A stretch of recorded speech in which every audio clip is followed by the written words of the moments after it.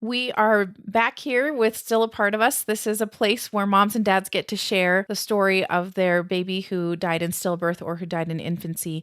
And we are excited to be back here again. I'm excited to be here to talk to Corchele and talk about her daughter, Breklyn. And we'll get into that in just a little bit. And I wanted to just first off say we are going to be talking about infant loss in this conversation. So please be aware that this is full of triggers. So if you are not in a good place, then please don't listen to this episode. We want you to be safe and healthy. And we are so grateful that you are joining us here today. If you guys are part of this community or you're supporting somebody that is a bereaved parent, then hit the subscribe button. We actually have kind of a lot of wonderful stories and wonderful advice to help others. So join our community, help others find us, and hit the subscribe button.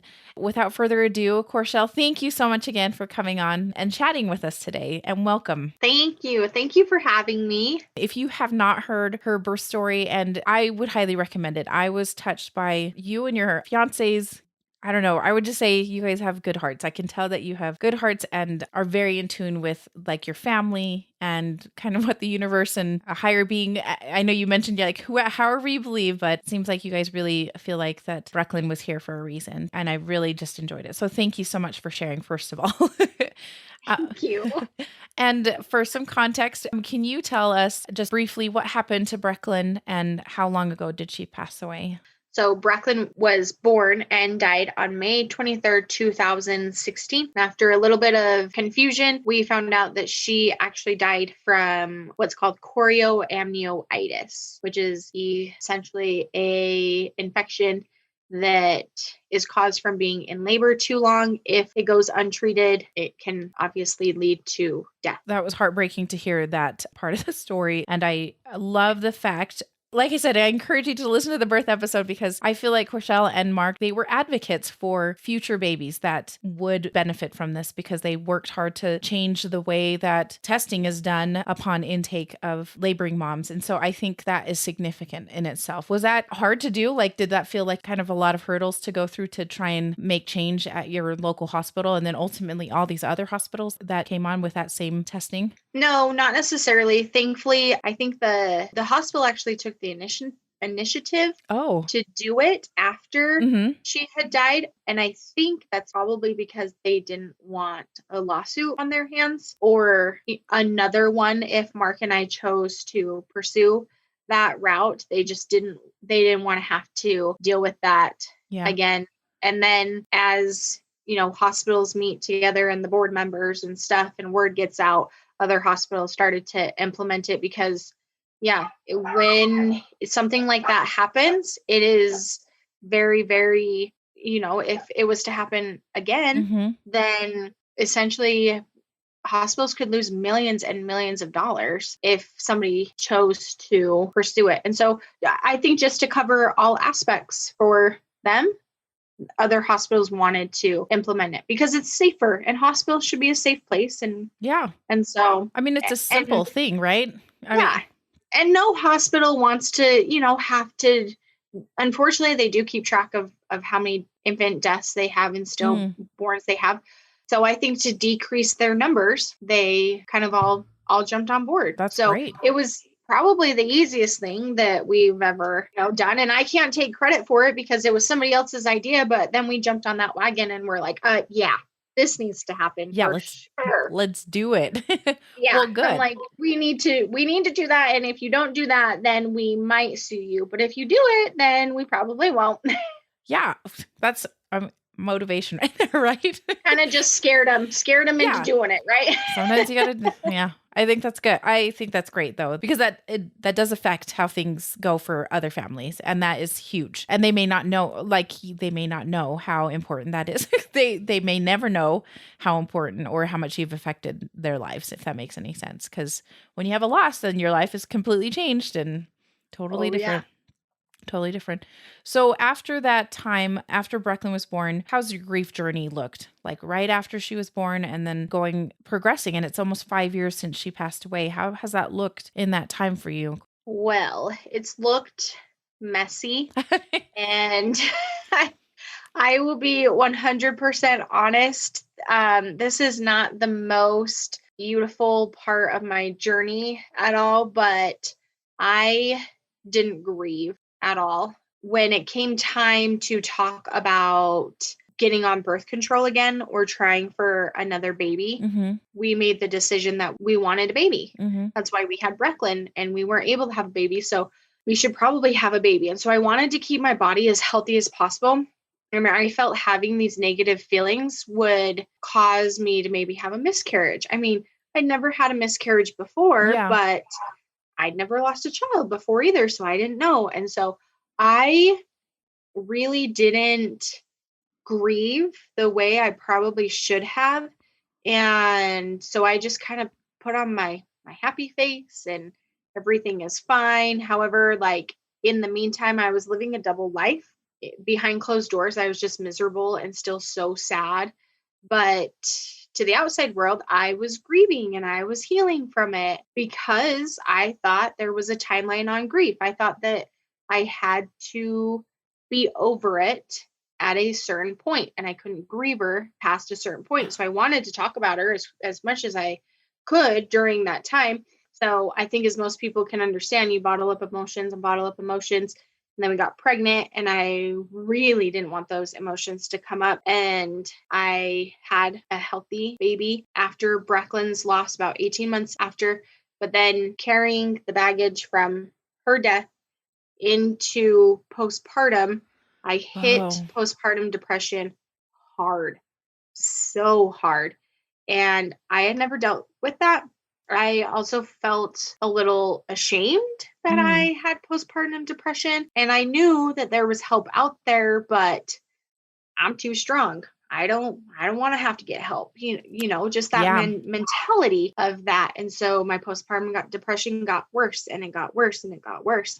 And it wasn't until 2019, 3 years after Breklyn had died and about a year after I had had my other baby, that I hit rock bottom, like the basement of rock bottom. And to the point where I was like, whoa, I need help and something needs to change. Yeah. Or I don't know if I'm going to see tomorrow. And so I got help. I reached out for help. I admitted to a few people that I am having some postpartum depression. And honestly, I think it is from Breklyn. Yeah. So I found somebody that was able to really hone in and figure out, exactly where that was coming from. And I had not grieved Breklyn at all. And I had kept that inside. And so it wasn't until 3 years later in 2019, and really coming up, it was late 2019. So now we're into 2020. Yeah. And now she's almost 4 at this point, that I started to grieve her. And I really started to process things. And so it was scary, and it was dark, and it was messy. Believe it or not, though, I think because I had felt these feelings for so long and this darkness for so long, grieving was so healing. It felt so good to grieve her. Yeah. And it felt so good to be honest with people and to be honest on social media about it, and to just live authentically and be like, I know it's been a long time, but I am still grieving her. And in fact, I'm actually just starting to grieve her. I know that just sounds so almost morbid or bizarre, but it just felt so good to grieve her. It's so amazing to hear you say that, because I think that it's so easy for us to just bottle it up. And like you said, kind of have this, like, I'm supposed to be a certain way. I've got this timeline I'm supposed to stick to. And people are going to get annoyed when I keep talking about her after a certain point or whatever. And I think we need to say that more, that it's no, it's okay. Like there's no timeline. In fact, you probably go forward and then take a couple steps back. And it's just really, like you said, it's kind of messy, actually. And it's okay to mourn and to grieve and to be sad about losing your baby. Like, she was 39 weeks. Like, she was, like you said, a chubby baby, and she She was a big, cute baby, and yeah. How has that grieving process looked? It sounds like you're just way more open on social media. Was that help from counselors or a therapist or a coach or anything like that to kind of work through some of that stuff? How has that looked, grieving her? Well, the first thing that I was kind of challenged to do I hired a life coach. I got a life coach, and she really challenged me to be honest. And by being honest with friends and family and with those on social media that follow us, then not only am I showing them that, the darkness and the stigma about it and how scary it can be, but it's also going to feel really good to tell them that I'm not over it and I will never be over it. Mm-hmm. And she just said it will just make your soul feel so much better. So as scary as it was, and I was really afraid that like I was going to lose friends or whatnot, but I was honest about it. And the complete opposite happened. Instead of losing friends and stuff, my friends just wrapped me in their arms and they were like, why didn't you say anything? Why didn't you reach out for help? Yeah. I am so glad that you can be honest about it as well. And so, yeah, just being more in tune with my feelings and, tomorrow it may be a good day and it may be a great day, or tomorrow might be a really devastating day where I'm like, oh man, I need something, or I need somebody to come over and check on me. And it's helped me learn how to ask for help. Like if I'm having a bad day, I do have a list of people that I send them a message and I'm like, I'm having a really hard day today. So if you could just give me space, but check on me throughout the day and just at least make sure that, I'm somewhat getting through the day. And they're really, really good about it. And so I have found that support system, and I have found kind of that community, and it's beautiful.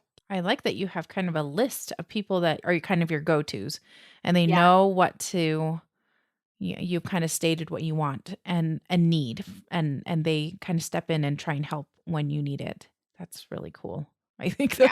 like I wish we all could I mean, like I wish people would all have that, because sometimes we don't have that support system. I agree. I mean, it's a beautiful support system, and it may only be like just a few people, but those Mhm. few people, when I need them, they are there. They're solid. And yeah, they are definitely solid. And it's good too to just have that in the back of my mind. Like, man, can you bring me some KFC because I can't cook dinner for my kids tonight? It's just Like, not happening.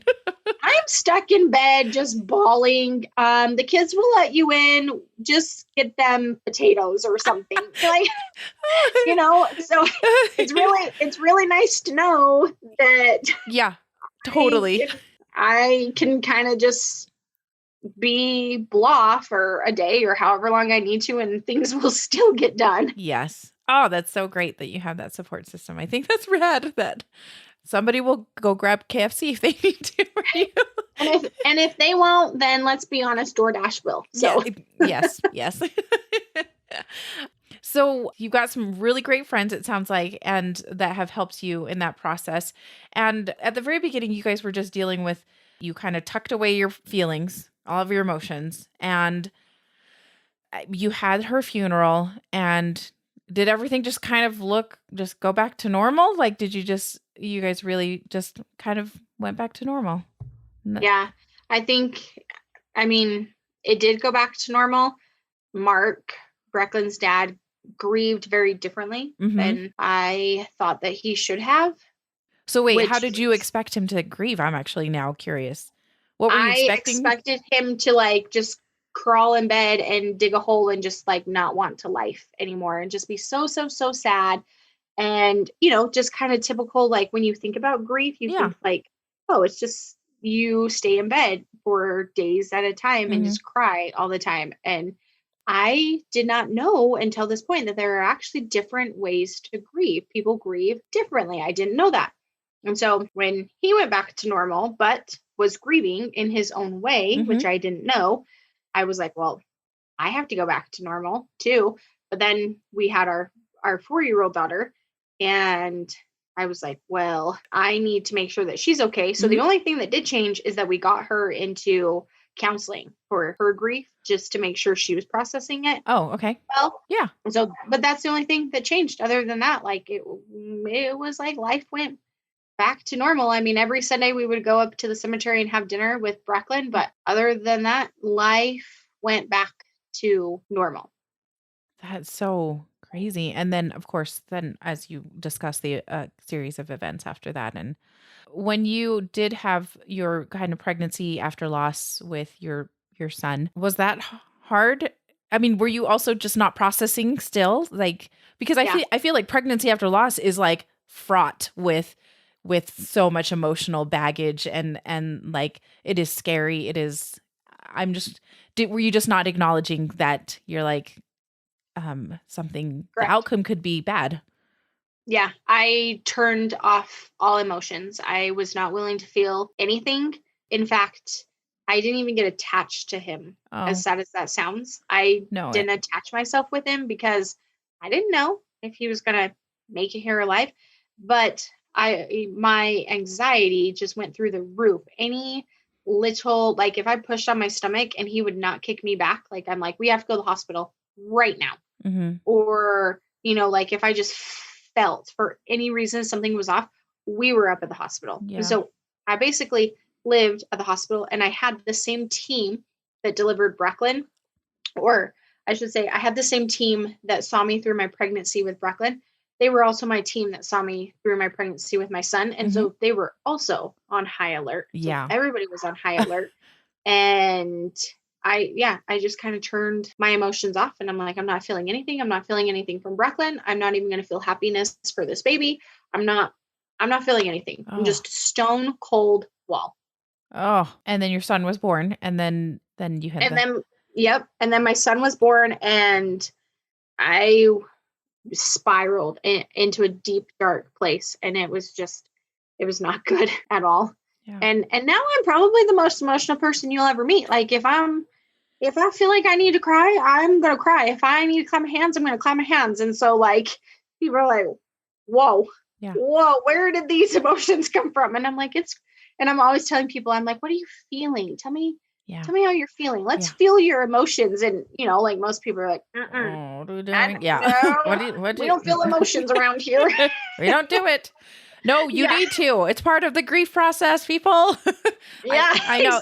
And it's amazing how easy it is to just like, it's just one less thing I have to worry about. Kind of like, it's so easy to shut that out and shut it down and stuff like that. But it's part of the process, right? I mean, it's like part of the process. Yeah. When you do have postpartum depression, please seek help. Like as yes, because it sounds like you were in a really dark place. I don't know if you got to the point of like suicidal ideation or like it just. I was there. I remember the day and the time and exactly where I was. I was in my bathtub, ready to not wake up tomorrow. Yeah. And it must have been by the grace of God or the universe or however who is listening believes, but it was by the grace of them that I got out of that tub. And I remember looking at myself in the mirror saying, get your life together. Go get help.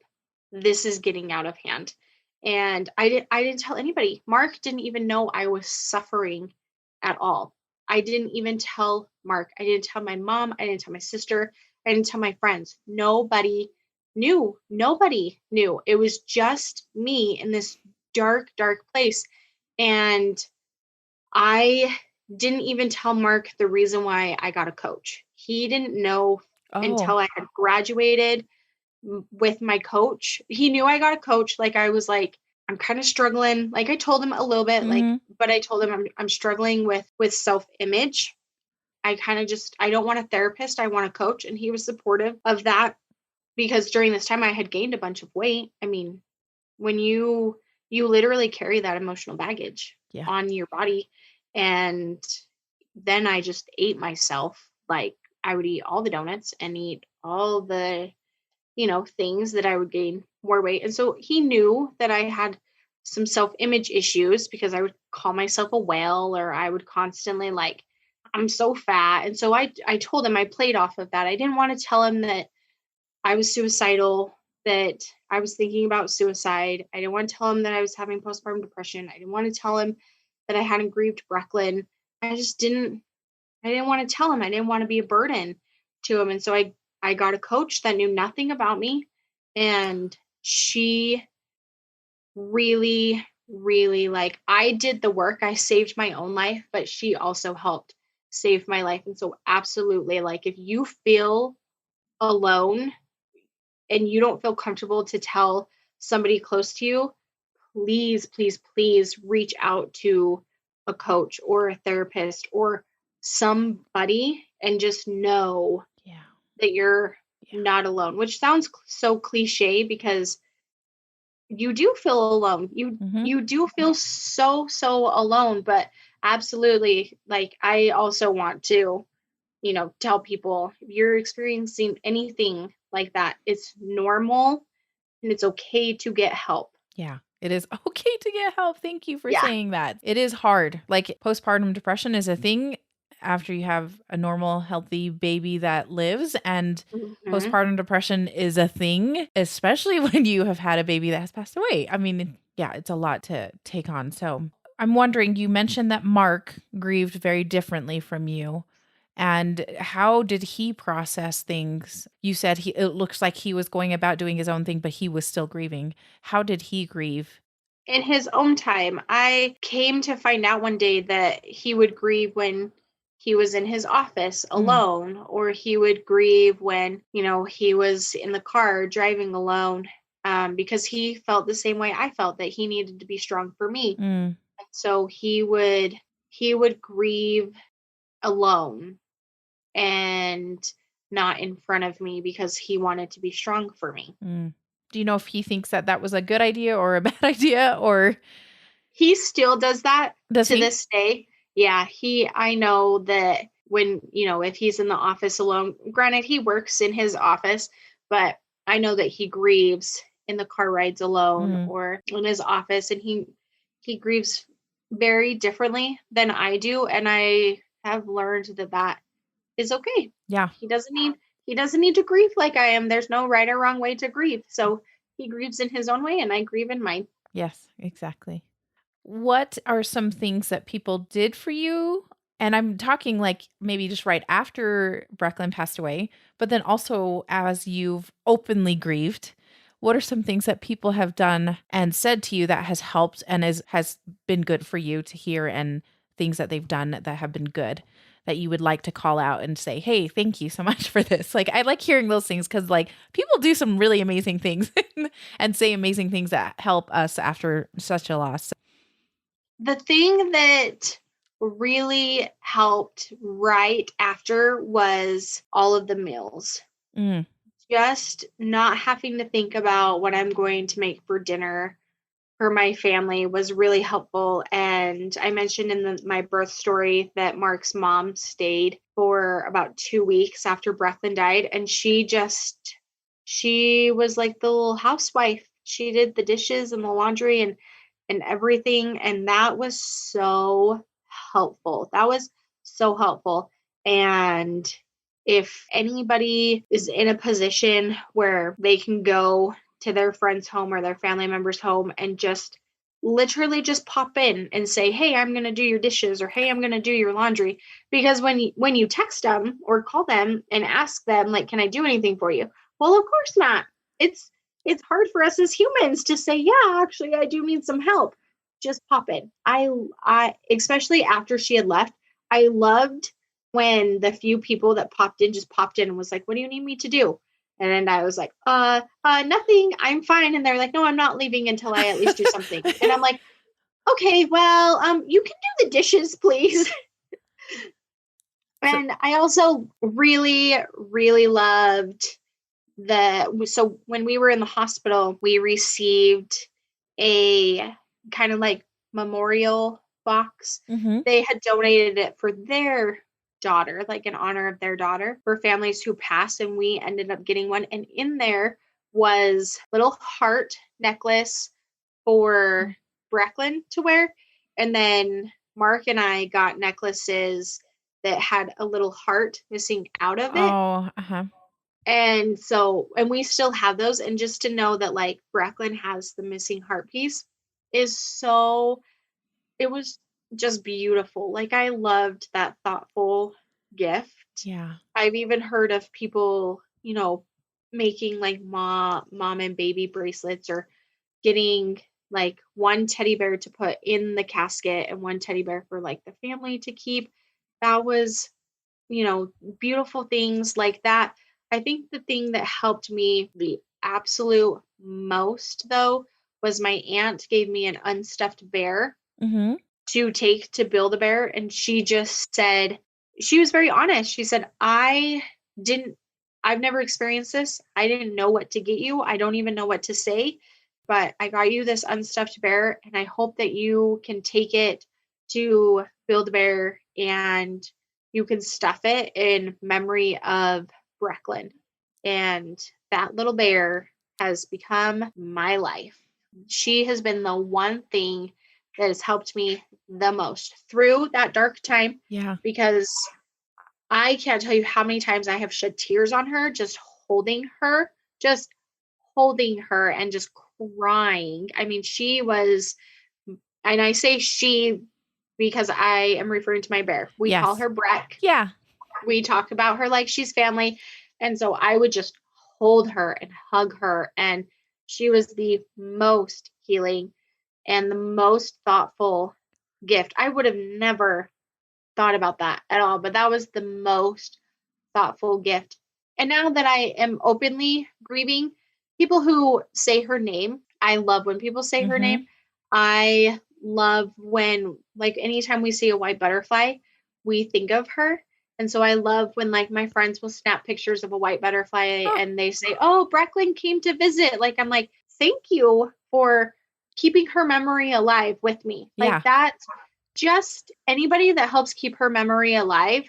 I mean, I just love it. Yeah, just those little things. When people just out of the blue, you're like, guess what I was thinking, who I was thinking about. And it's the best, isn't it? I love that. Yeah, it's absolutely the best. And also want to point out that your aunt who gave you that little Build-A-Bear, I love that she said, I don't know what you're feeling. I've never experienced this. I don't know, but maybe this can help. And she just tried. Like she was just trying to do something that might help.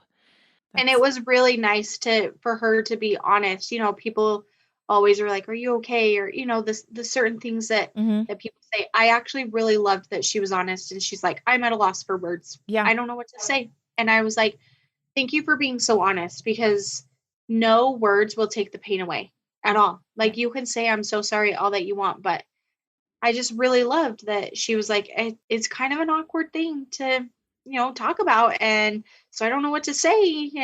But here's your gift.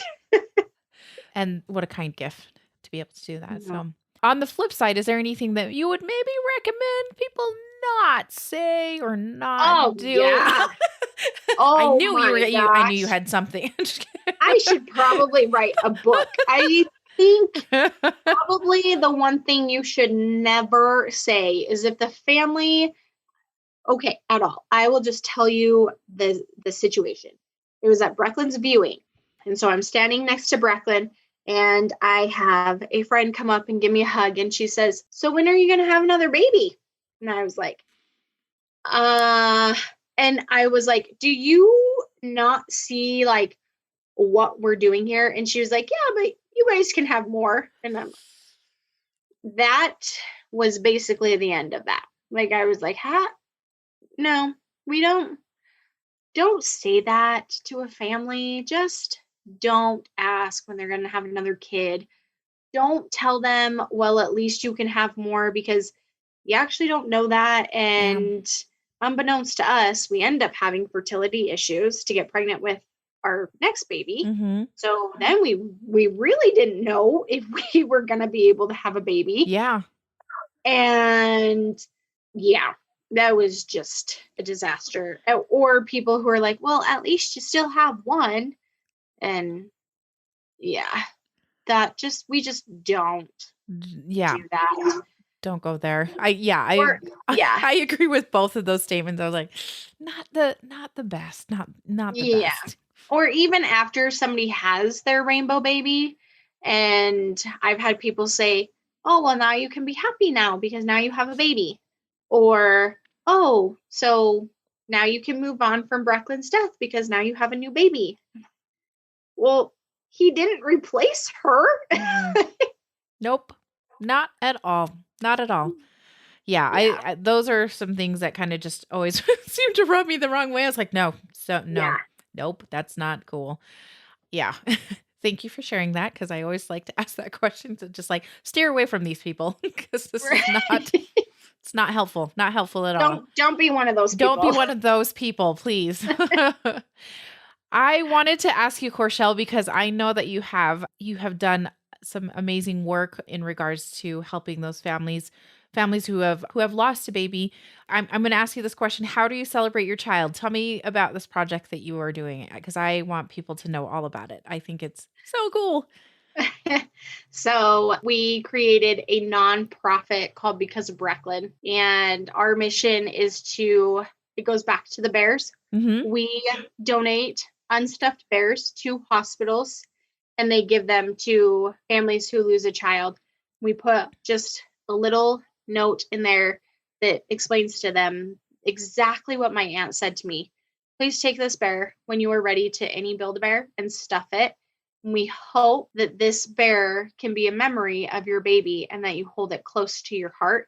And then I add a little something in there as far as, I hope that your bear brings as much healing as my bear brought to me. And it is our mission to get as many unstuffed bears into the hands of those families who experience child loss, whether that's pregnancy, infant, or even your child was an adult and suddenly passed away. We want to get a bear into your hands. We don't care how long it has been. I know that people stumble upon us every day and they always ask, my son died 5 years ago and I really don't have something like this.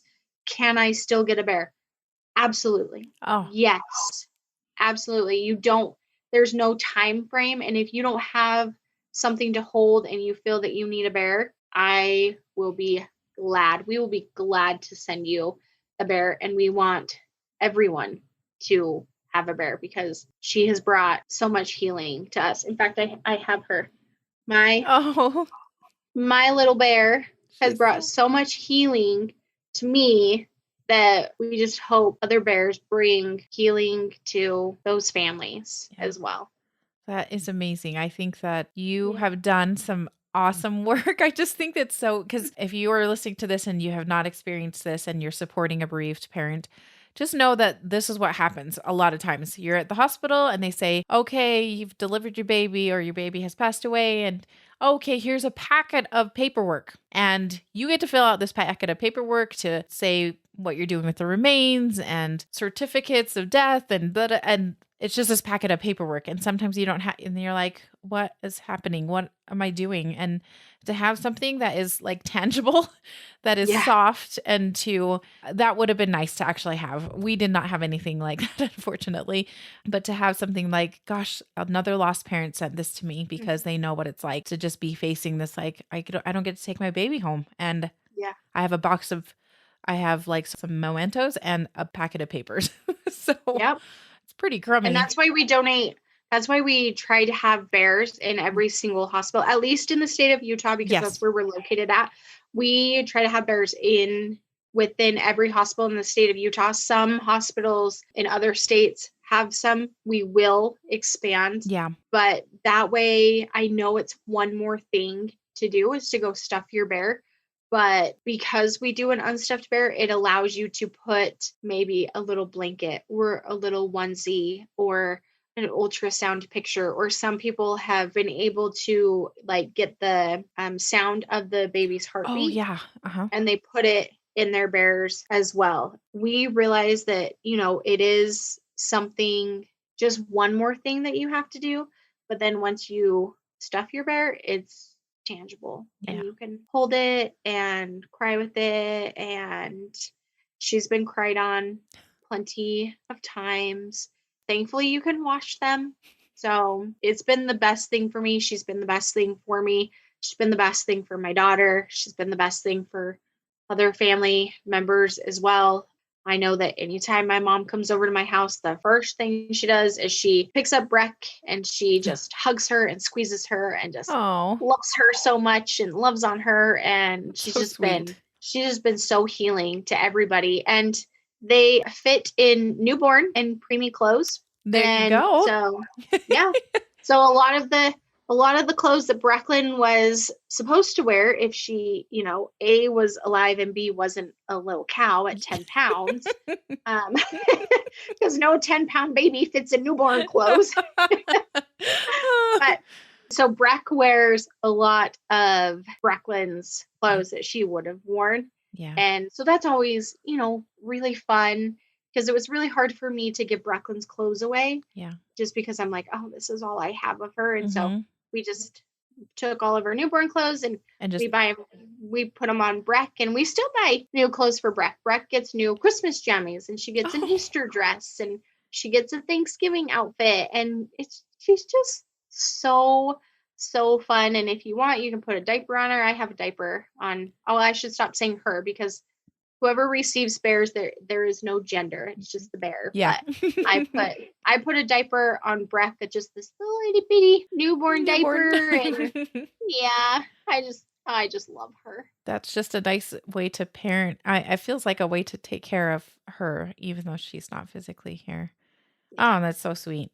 I would love for people to know, can you tell us how people can if you would like to donate a bear? I know that you guys have bear adoptions all the time, but I know that you guys also have a bear drive, kind of a bear adoption drive. But if people are finding you at just some random time of the year, can you tell us a little bit more about how either they can request a bear and how they can donate if they want to help somebody that might need it? Absolutely. Everything like that, bear adoptions, if you want to donate a bear or if you need a bear, just go to www.becaseofbreklyn.org. And let's just really quickly, can you spell Breklyn for everybody? Yes, Breklyn. Perfect. So becaseofbreklyn.org will take you to our website. You can choose to adopt a bear there. You can also fill out the form that says you need a bear, and we will get a bear into your hands. If your listeners or whoever is listening to this right now is not near a Build-A-Bear, we do send stuffed bears out. So if you would like a stuffed bear because maybe you don't live close to a Build-A-Bear, we will absolutely, I should say this personally, I personally stuff your bear. I take your bear to our local Build-A-Bear here, and I call it just a spiritual, sacred experience, however you kind of want to look at that, but it is done in reverence. I don't just toss your bear in the back seat and then in a box. I will just hold it so close to my heart, and I will keep your baby's name or your family's name just in my heart while I stuff your bear, and your bear will sit next to me in my passenger seat as I drive home. And then I package it very, very beautifully, and I just handle it as if it's the most fragile thing, because to anybody who receives a bear, it is the most fragile thing. And I know for me, like, I have become very, very protective of my Breck, because I'm like, she is all I have left of my Breklyn. And so I am very protective of her. Yeah. That's so awesome. Okay, we'll have a link in the show notes and in the description box below. So please check that out if you need a bear or you want to give a bear. I think that is a nice way to help and also be helped if needed. So, and also, Corchele, I know that you mentioned before that you were a grief coach. Tell me a little bit more about that, because that was one of the things I'm like, as you have gone through this training, tell me what you've learned about grief and this process, any aha moments that you've learned through your training. So I did take a class, and I am a certified grief coach. And to be honest, class didn't teach me anything that I didn't already know. All of my experience, all of my knowledge, all of my tools and guidance come from my own grief journey. Yeah. And so that's the most beautiful part, is because I can sit down with somebody and they can just bawl and bawl and bawl and look at me with tears in their eyes saying, why? It's been years. Why do I still feel this way? And I'm like, oh, sweetheart, let me tell you, and it's beautiful sometimes. And we touched on this a little bit earlier. If you don't deal with grief, it has a suffocating grasp on you. And I teach you and give you the guidance. Ultimately, I can't heal you at all. You have to do all of the work, but I can teach you and give you the guidance on how to let that suffocating grasp go and to live a life where you can be happy and smile again and enjoy the new day that you have been given while also remembering your baby. Because choosing to move forward and be happy doesn't mean that you have chosen to forget about your baby. You can do both simultaneously, and it is the most beautiful combination to live life in that way. I love that. That's so beautiful because it does sometimes feel like you're like, I don't feel those like super raw, horrible, like that sadness. And so I feel like I'm abandoning my child or something like that. Yeah. But you can integrate that into your, yeah. Go ahead. A lot of people do. A lot of people do feel that. They're like, I feel like I'm forgetting my baby because my grief isn't as strong, or I'm not so sad anymore, or just stuff like that. And so they start freaking out like, oh my gosh, I'm forgetting about my baby. No, sweetheart, you're just learning that you can remember your baby and you can heal from the traumatic experience while choosing to live life. One thing that a coach did tell me that was the most beautiful thing that I never thought of is I kept saying, I want to go back to the person I was before. I want to go back to that. I want to go back to that. And she asked me, do you really? Do you really want to go back to that? Think of all the ways that you have grown. Think of where you are now. Think of what has happened since Breklyn has died, because Breklyn has died. Do you really want to go back to the old life, or do you just want to be happy like you were in the old life?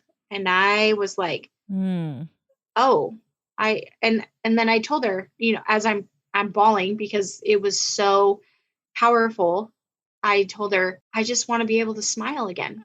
I want to be able to wake up and rise from my bed every day and say, thank you, sun, for rising again and giving me a new day.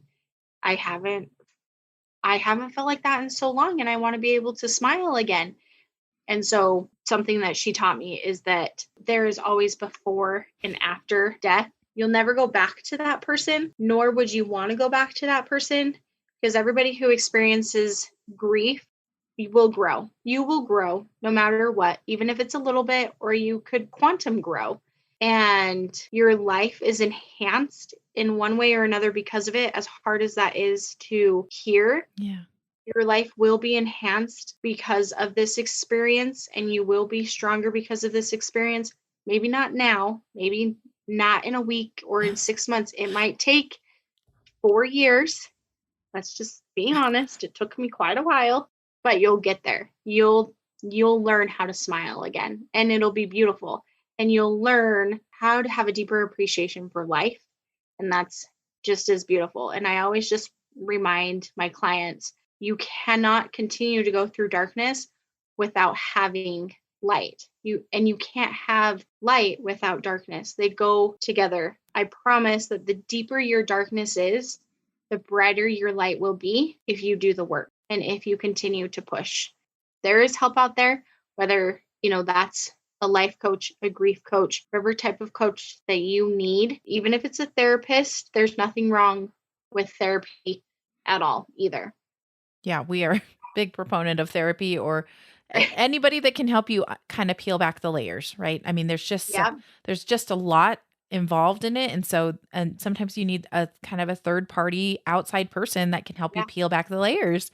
And so we are like, any way that you can get help is great. So, and sometimes it's easier to have somebody that has been through it. Yes, for sure. Because it is hard to get it's hard to find somebody that is you have to find the good match for you, if they haven't gone through the loss as well, a similar loss. I really have enjoyed this conversation, Corchele, with you. It's been so uplifting and refreshing to hear what you've had to say. And so I'm so excited to say that because of Breklyn, like what you guys are doing with the bears, I think that just makes me so happy. So I would encourage you, if you're listening to this and you need some help or you want to give some help, this is a great way to do it. So once again, check out the links and you can find it there. Corchele, one last thing I'd love to ask people, is there any last tip or advice or anything you would like to share with us before we close up today? I think the biggest thing is there's no timeline on grief at all. And there's no right or wrong way to do it either. It all just looks very different. It's all very different. It's a beautiful, beautiful mess. Yeah. Yes, it is. Thank you again, Corchele. This was so wonderful. And it was so nice to meet you. And I'm sure we'll be hanging out in the future because of how Come on up for a barbecue. I know. Come on up for a barbecue. In fact, meet me in the middle. And every Saturday we go to Cherry Hill. So fun. That's awesome. Well, thank you again. And we will talk to you soon. Okay.